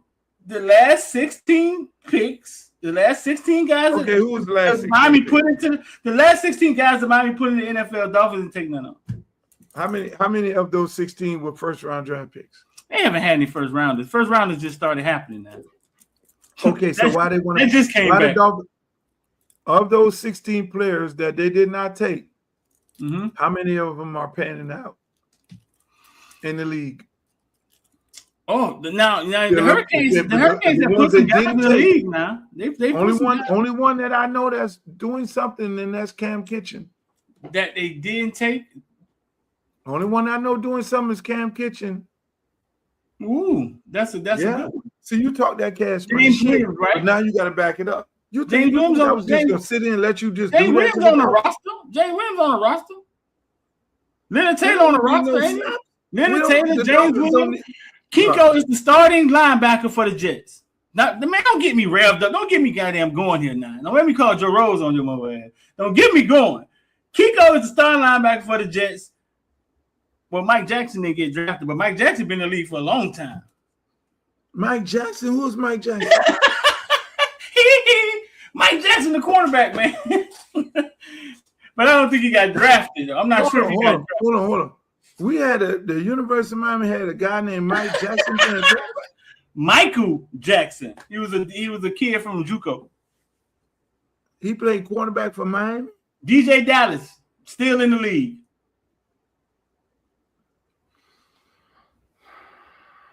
Deion Bush still in the league. Not Calais Campbell. What his name is? The defensive end for Buffalo, still in the league. And he was a first rounder. Could the Dolphins have drafted him? Could they have drafted him? You can't trash the Dolphins like did this. they pass on him? No, we trashing them. You don't just let Rueben Bain. Nah, heck no. You get Rueben Bain. I don't care about what your double.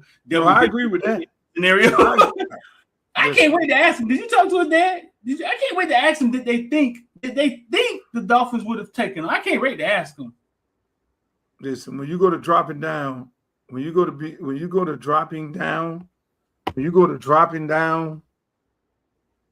the charts, and then he's sitting there at the Miami Dolphins, and you sitting there as a family. Oh shit, we finna stay to the crib. Oh my God! And then when the Dolphin pass on you, be like, oh shit, something ain't right. Something going there. It becomes real bad. You've been there before, right? Yeah. Do you know? Do you know if they're going to call your name? Do you have a clue? You don't have no clue. That's why I tell people all the time. These jacked up agents, they don't run nothing at all. They have no clue. They sit up there and these teams run it. And the only thing you can do is get on the phone and wait for the phone call. On that day, it's the most dragging day of all days. I would go and support the X, and that would be like the worst day of my year because I did not want to, but I had to be there to support and just sit up there with these guys and their family and sit there and the draft pass them by and another team, they see a guy who they know they better than pass them, and then they looking around and everybody thinking it's the agent, and even with the guys, when you be with a player that is getting drafted, you think, it's not the agent. The agent has no control over who drafts what. It's the team, it's them scouts, is what you did, is how you tested, is how you went and you met with them people, and it's based on some dummy in the front office at one of these 27 teams, because 27 teams got dummies running them, because it's only really about four to six teams that's consistently winning and has a winning formula. Everybody else in the NFL think they know what the fuck they're doing, but they do not have a clue, and that's why they've been losing and haven't won a damn playoff game in 25 and 30 years, and they've been nowhere near a playoff game. You know what I'm saying? So I say that wholeheartedly.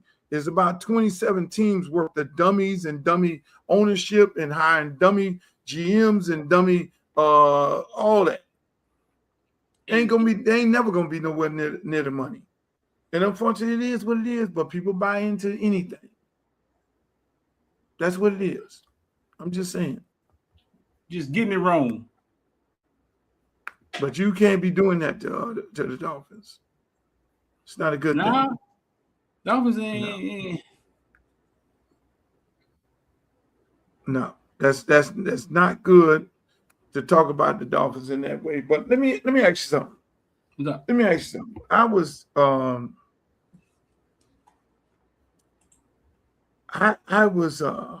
me and you had a conversation earlier about something that you brought to my attention. And I said, no, Shrita, wait for the show. You need to wait for the show. Let's talk about it on the show. Mm-hmm. And it was down the lines of, it was down the lines of how many of these kids realize. We probably talked about this a couple of days ago. How many of these kids realize that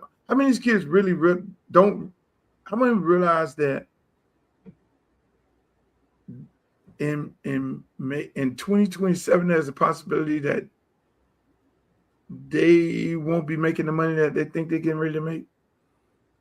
That there could be, if the Congress stays with all this gerrymandering of the map, and Congress stays in favor of Republicans, that they'll create law that'll roll back NIL, where everybody will get the same amount of money, $50,000 or $60,000 in a scholarship, and have 5 years to play, and 5 to do 5 by 19 years old. Do they realize this?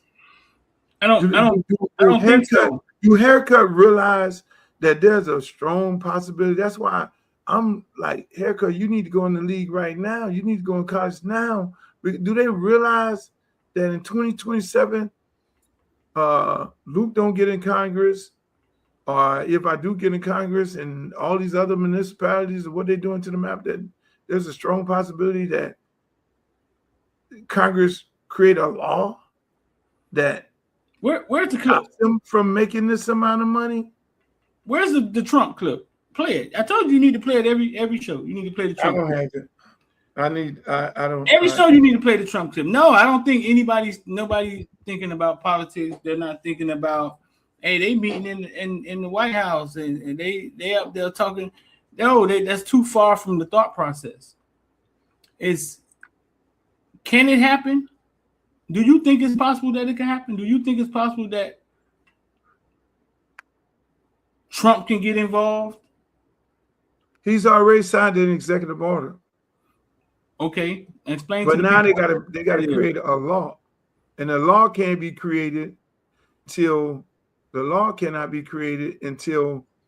Congress goes in. It has to be brought up through Congress, and right now they probably don't have the votes, right? And so there will be a situation in the new Congress that it can be brought up. Say I get in Congress. Let's say I go to Congress, right? I'm in Congress. What's up, Marvin Gaye? Say I go to Congress, right? Yeah. I then write up a bill, and this is why it's important for them to be supporting this campaign. I write up a bill, say, hey, look, here's the bill, how I want it to be presented. Go to each congressman. Hey, look, we need to put this on the agenda for vote, right? Go to the party chair, say Democrats control Congress. There's a possibility that we can get it approved. Say they don't. And now I got to go to every Democratic congressman and woman to then sign off on it, then go across the aisle, because that's why I say I am the guy to work across the aisle, and then go across the aisle and say, hey, look, you guys need to sign off on this. We need to put this in law. I'm pretty sure they will have something to add in there to try and support the Nick Sabans of the world and the conferences of the world and all that. It'll be a serious issue. But if everybody goes and they vote and we flip the House in this midterm, then it will be a lot easier for me to create a bill in support of these athletes versus we don't flip the House. They create a bill and they get it passed because they got the numbers. And that's how serious this election is. It's actively in motion. They're taking the steps to try. Yes, it's in motion. Oh, it's gonna be that this going down the next session. Because the next session, the people who are elected in the next session will be there for 2 years. And then I don't think that's the thought process of any kid out there that's backpedaling right now and taking visits. That one day that this thing because they didn't pay the kids. What people don't understand, the college football did not pay the kids. It's not like they start paying the kids and then they're gonna have to stop paying them. What they said was, we'll allow you to go find money. NIL, name, image, and likeness, sponsorships like tennis, like golf, right? So don't think that it's some checks getting printed up at Texas A&M for a kid that's coming from the school. That's not what they did. All they did was loosen the reins a little bit and was like, man, go find money. And then the value of these kids came to the forefront. And everybody was like, oh, wait a minute. Like, what is the value of a 5-star quarterback? Like, where would they stop? The kid from Michigan got $10 million. Let me ask you this here. Let me ask you this. What's up? How many 5 stars is it in the country? 30, supposed to be 32 every year to represent every NFL team. So it's 32 5 stars, right? All of, another question. Would you assume that all these 5 stars are represented by agents? The 5 stars, yeah, I would say 85% of them, 90% of them. Represented by agents? Let's say the 5 stars. Okay. If they're represented by a reputable agent who should understand the magnitude as to what's getting ready to happen in 2027. After their 2027 year, there's a strong possibility of them, of Congress creating a law to prevent them from making money. Shouldn't those agents be responsible enough to start lobbying for them? Shouldn't every one of them agents who represent all 32 of them 5-star players be contacting their local congressman or looking at a dude like me and say, shit, we got to get this motherfucking Luke in, because if we don't have a guy like him in here to fight for us, there's a strong possibility we will not be making any money. We will be making $50,000. We will be working for free. This shit will be rolled back. Well, we won't be making the millions that we would. So yeah, all that money to stop. All that money to stop, because the agents' money has started coming earlier.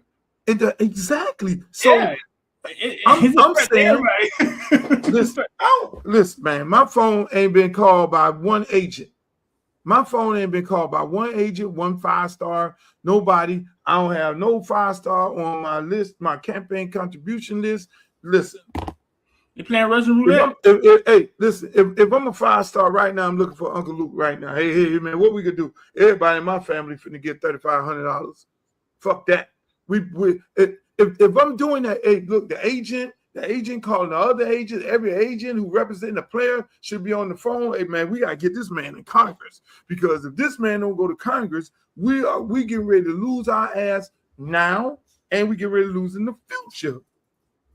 You see what I'm saying? So I'm saying most of these guys are misrepresented because it's not their job. Their job is to go out there and lift weights and run and go out there to slide, to learn this here, come back home, recover their body. If you got somebody representing you, they need to have their pulse on what the hell is going on in America. They need to have their pulse on, okay, how is this thing going down? They need to not be sitting up there lathering up and washing cars and doing all this wild shit, because at the end of the day, they stand to lose.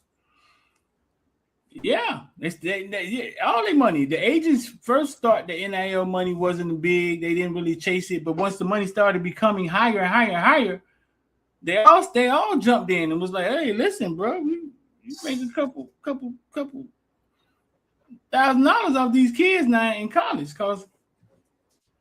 But Harold Bailey said, "Uncle Luke, what's the real reason they want to make a law for NIL? Like, why do they care so much? Give me your theory on that." My theory, you don't have to take it from me. You could just go to TikTok and go to Google and read all the articles as to the argument that Nick Saban, the conferences, the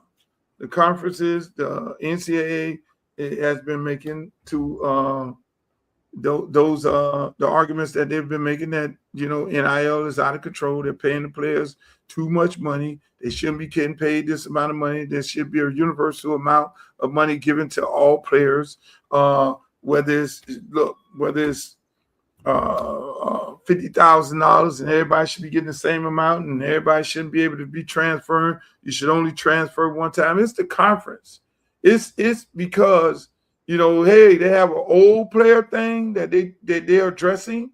They can address that, but then on top of it, they have the other part of it is now they have the University of Miami doing something they didn't expect the University of Miami doing.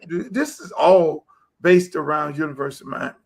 This is all based around Mario Cristobal. Them not expecting them to have the bag that they have to be able to go and buy all the players that they're buying and out compete these teams. They did not expect this. This was not in the cards. They don't like I that. mean, this is a league, the ACC, they get the least amount of money. They get the third amount of money from TV deals from the Big Ten and the SEC. They right down there, down to the bottom feeders. They got, you talking about a private school. They don't have 100,000 people in the stands, nor will they have a team in the ACC to draw 100,000 people. So they look at the economics of it all and felt like it was getting ready to go into a two-tier league with the Big Ten and the SEC. Miami comes in, put a monkey wrench in the game, and start paying all the top players. And next thing you know, they're going to Miami, and then now Miami is competing for a national championship to beat 5 goddamn SEC teams. And then you have this Indiana. They could deal with Indiana. Indiana is going to be irrelevant after this year. They're going to be back to bottom feeders. Trust me, they'll be back over there with Ball State and Boston College and all of them. They will be back there. But then these upper echelon schools, so they're saying, okay, let's reverse it back, because SEC always controlled the NCAA. Right. Nick Saban, all in my opinion, always, those top schools always ratted on everybody else. That's why you never seen them brought up on sanctions. You saw Ole Miss being brought up on sanctions. That was the year they got Condiche. And when Condiche went over there, they was like, how the hell they can get the number 1 player in the world to go to the Ole Miss? It's got to be something wrong. And they investigated them people, and they gave them coaches show causes, and some of them still living through that shit right now today. So teams that got top players, they got investigated by the NCAA because they shouldn't have went there. Same thing with Miami. How Miami getting all these players? How they winning? They fucking up the matrix, and we got to investigate them some kind of way because they should not be getting these type of players. And so that is the good old boy way of doing it, and they're trying to get back to that. Meanwhile, the Alabamas and all the rest of them of the world, in my opinion, were paying people, and then nobody was saying nothing about them. And they're trying to get back to that, Streeter. They're trying to get it back to the way it was. They're trying to run that shit back. The same way the United States government is trying to run that shit back, where before we had the right to vote. And if you keep sleeping, if people keep sleeping at the wheel, then they're gonna get this bitch back to where it's at. Don't take your ass out there to vote, make an excuse why not to vote. All of it is gonna unfold together, because this country is not designed around young black men, less long as old black men, young black men to walk into being multimillionaires. They don't design their school for that. They design these schools, let's keep it a buck. They design their schools for the black kids to be the entertainment, for them to be in the school, to be given a scholarship. You got a scholarship, you entertain our kids who are the paying kids of the universities. The same thing they got with the American Heritage and the St. Thomas in the world. They use the same model. Y'all, this is a white school. We're bringing these black kids in here to entertain our white student population, and that's what it is. And the same thing go to the college. You at Tennessee, all white people were screaming and hollering for their black players, and y'all are there to entertain them. And that's what it is. And possibly have some white quarterback that all the girls, somebody on there, which is DEI. You should have heard my argument about DEI earlier, but I can't go back into it because I got to get off here. Entertainment. Their entertainment. We always have been. Yeah. Black people, they're entertainment. Mm-hmm. Yeah. But no, man, you gotta go back and listen to the beginning of the show when I broke this shit down with Shedeur Sanders and Mendoza and Ty Simpson and all that. Then I say, why they don't apply DEI? Why they don't apply DEI to them? Because they're in a predominantly black league. These are white guys, and Shedeur Sanders had better numbers than them. And they just let them in this league here because of DEI, and why it don't apply to Mendoza and Ty Simpson, who don't have nowhere near the numbers that he had. Ty Simpson, that has to be a friend of a friend and really believe in him. Like, no, that's what it was. It was. That's what it was. I mean that. Listen, man. Listen. That shit. The black players should be screaming DEI.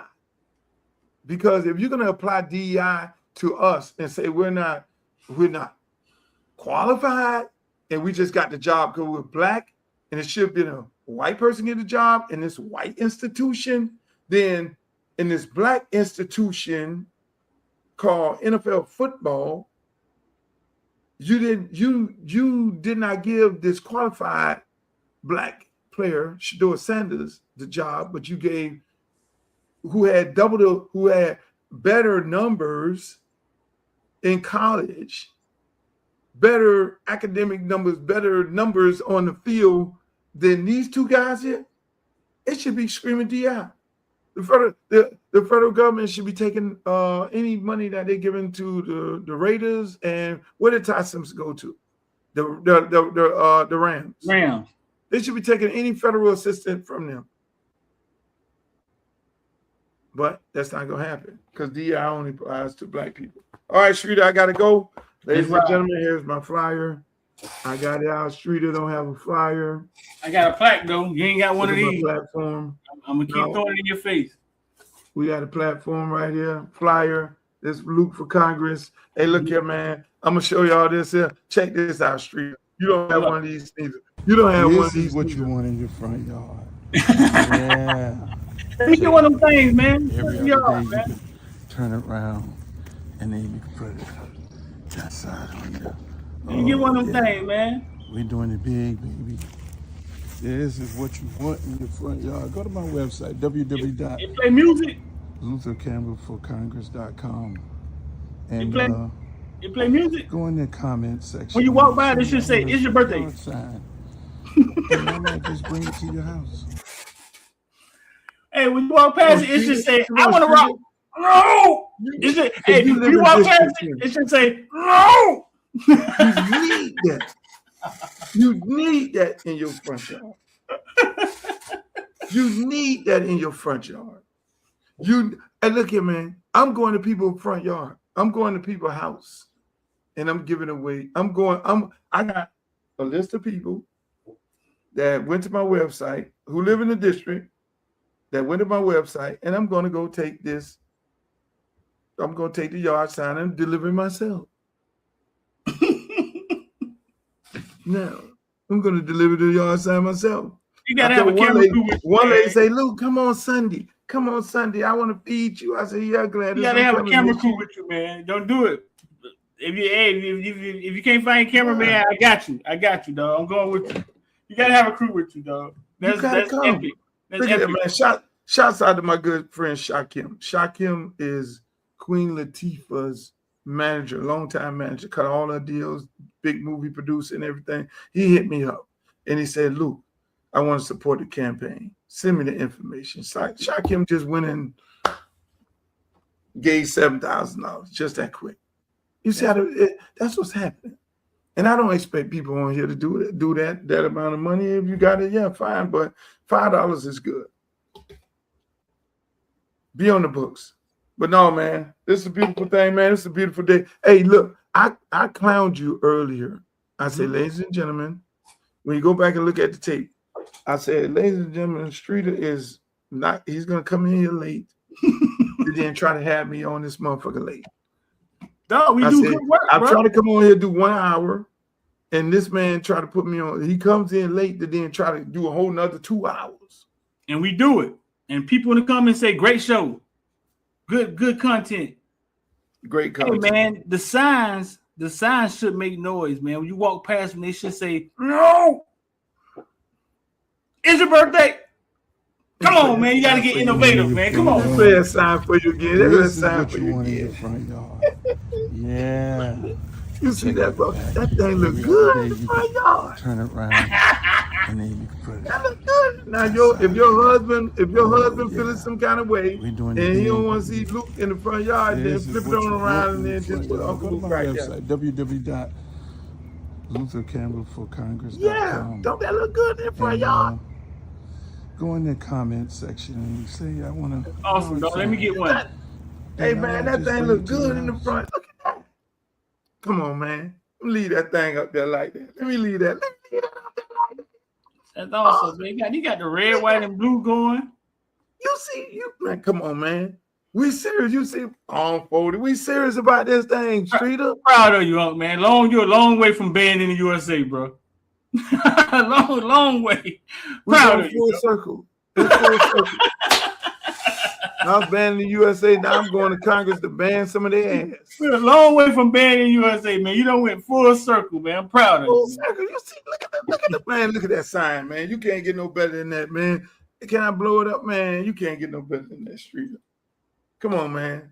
Come on, man. Y'all, hey, look at man. Go to my website, www.LutheCampbellForCongress. You see it strolling on the bottom. Hey, look, it was a great show. I appreciate it, Streeter. Make sure y'all go check my man Streeter out on his podcast. Streeter, you be on there with you and X. Man, I love that show, man. I love when y'all be on me and X talk about Kane stuff, man. We get on there and talk about some stuff. Sometimes Hayes be on there. Yeah, man. I love that show. Go check out my archives, man. I interviewed Cam Kitchen, Shamar Stewart when they was kids, man. Go YouTube and type in Footballville, Jeremiah Smith. I'm the only person sat down with Jeremiah Smith when he was a kid and was able to have a 45-minute conversation with him. Yeah, people, go check Street out and on all of his platforms. He's on Facebook, he's on YouTube, he's on Twitch, he's on X, he's on Instagram. Right now, he's on Instagram Live right now. Make sure y'all go check him out. I'm gonna get out of here tomorrow. I will be listen. Tomorrow, people, here it is. Tomorrow, I will be at the Q Salon, 11-1 South State Road 7 in Plantation. I'll be over there at 1 o'clock. I'll be at the barber shop at 1:30 in Lauderhill. I'll be at Glow Cuts in Fort Lauderdale and Lauderhill again. I'll be at KK Cuts at 2:30. I'm going to the barbershops tomorrow. I'm going to the barbershops and beauty salon in the district. I'm going out there, shake hands, kiss babies, and talk to all the people. Checkmate barbershop at 12 o'clock. That's where I'll be at. I'm going to Natural Trendsetters or at Natural Trendsetters. When I tell you they do good hair over there, them girls is like legendary. At the Natural Trendsetters, legendary. I'll be over there tomorrow. I'm going to go holler at the girls at Natural Trendsetters. Ladies and gentlemen, I enjoyed the show today. I hope you guys enjoyed the show as well. Again, man, I'm running for Congress. Make sure y'all go to my website, www.LutheCampbellForCongress.com, and go over there and browse around, check out. We got a big old fundraiser getting ready to happen. My next big fundraiser is going to be with Rick Ross on May 21st. And then I'm going to have another big fundraiser on June 2nd in Atlanta with all the top Atlanta artists. And, you know, these fundraisers are a place where you can go network. Yeah, they do donations, but, you know, yesterday was great. And the networking that happened, you know, guys are calling me up, guys and girls are calling me up right now saying how great that fundraiser was and how they got to meet people that they would have never met before in the business world. It's a networking thing. You know, we don't do enough of that. And I want to give a shout out to Brooklyn Chop House. The Brooklyn Chop House, listen, man. Listen, that's my new spot in Miami. If you're in Miami, it's in Wynwood. When I tell you top of the line, first class, brother own it, the Brooklyn Chop House, go there. And I'm just saying, I will be going. I never went there before. But, hey, my next date, I will be taking her there, the hot date. I'll be taking a hot date there. A hot date. A hot one. This is 5-star. This is not Red Lobster. This is 5-star date. The food. Oh, man, the chicken on the stick with the sauce. Oh, my God. The crab and rice, thick crab on top of the rice. I'm just saying. But here, before I go, I want y'all to check out the event yesterday. This is how it went. He has said it so many times. What he's. Why is that still up? Why is the yard sign to hijack the whole show? Washington, and guess what? He's going to do it. So put your money on Luke. His story is so inspiring. He is going to make a difference, and not just for us, for all. What I love about Luke is he loves the people. And if you see everything that everybody said today about how much he's done in the community, especially from the queen right here, we talking about the kids, the education, because that's where it starts. After they grow, they become a Luke. You know, I love it. I'm in a win-win situation, you know, because if I inspire any person in this room to do what I'm doing, then we won.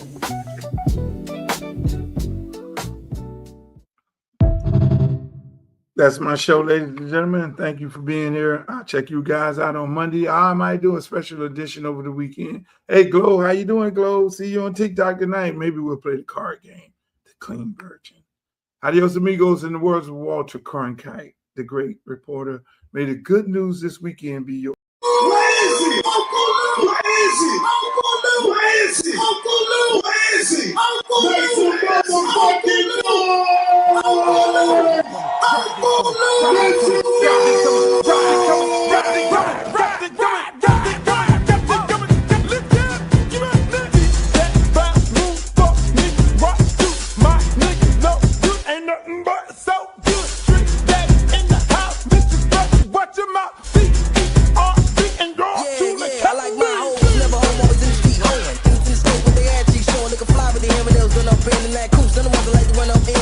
like big booty hoes, cute faces. Let nigga hit it on the first day basis. Niggas fake, bitch, kick game straight. X nose down with the dominating face. On the path to sex with diamonds glaring. Keep a nigga staring when you're wearing down a Karen. Or skipping shit to keep a nigga looking at you. In the bunk says you can show off your tattoo. Even if you're a max true player.